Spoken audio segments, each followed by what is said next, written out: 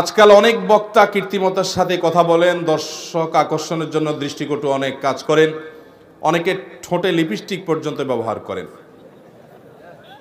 তাদের এসব কাজ কি ইসলামে জায়েজ? ভাইরা আমার, খুব বিব্রতকর প্রশ্ন এটি। আল্লাহ মাফ করুন, লিপস্টিকের কথা আমিও শুনেছি এবং কিছু কিছু ভিডিওতে খেয়াল করেছি যে মনে হচ্ছে লিপস্টিক টাইপ। ঠোঁটে পুরুষ মানুষ হয়ে লিপস্টিক যদি দেয়, এটা তো হিজড়া।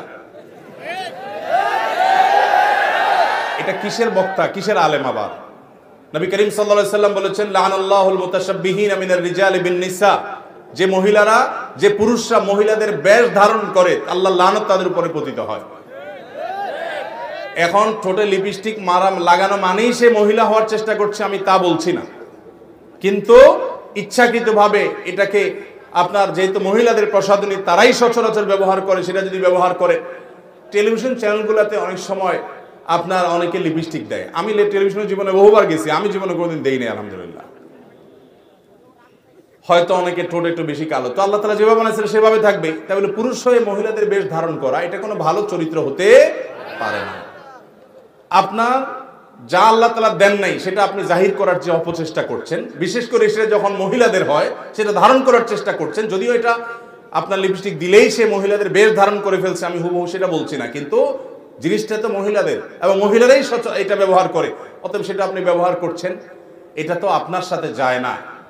মানুষকে আকৃষ্ট করার জন্য বক্তব্য দেওয়া, ভাইরা আমার, এটা তো খুব ভয়াবহ একটা বিষয়। বিশেষ করে কথার মধ্যে কৃত্রিমতা সৃষ্টি করে কথা বলা, কিয়ে বাকিয়ে চাবিয়ে চাবিয়ে চিবিয়ে, আপনার প্রয়োজন ছাড়া আপনার তাকাল্লুপ করে, কষ্ট করে করে শব্দকে ভেঙে চুরে, আজকাল এক শ্রেণীর যুবকরা এই সমস্ত কথা বলে, বাংলা বলে না ইংরেজি বলে, বোঝার কোনো উপায় নেই। এখন আমরা যদি কেউ এরকম কোনো কথা বলি, এটা অবশ্যই অনুচিত। নবী করিম সাল্লাল্লাহু আলাইহি সাল্লাম সহিহ মুসলিম বর্ণিত হাদিসে বলেছেন, হালাকাল মুতানাত্তিউন, যারা কথা বলার সময় এরকম কৃত্রিমতা সৃষ্টি করে কথা বলে, এরা ধ্বংস হয়েছে, এদের ধ্বংস অনিবার্য। আল্লাহ আমাদেরকে মাফ করুন, আমরা যেন দিন প্রচার করতে গিয়ে এই সমস্ত হেয়ালিপনা, এই সমস্ত পাগলামো, এই সমস্ত নিচুতা এবং এই সমস্ত ত্রুটিপূর্ণ, যেটা ইমানদারের শানে যায় না, সেগুলো যেন আমরা না করি। আল্লাহ আমাদেরকে হেফাজত করুন।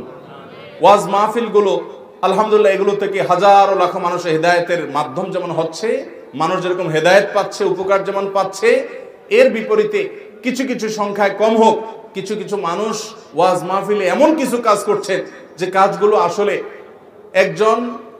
একজন তালিবুল ইলম হিসাবে আমাদের নিজেদেরও বিব্রতকর, অস্বস্তিকর, লজ্জার কারণ হয়। আল্লাহ আমাদের ভাইদেরকে হেদায়েত দান করুন, তাদের সুমতি আল্লাহ তাআলা ফিরিয়ে দিন।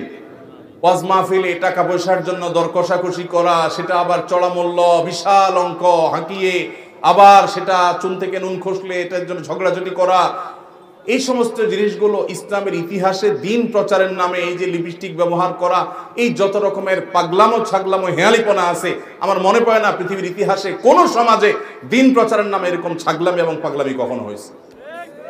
আল্লাহ আমাদের ভাইদেরকে হেদায়েত দান করুন, আল্লাহ আমাদেরকে হেদায়েত দান করুন।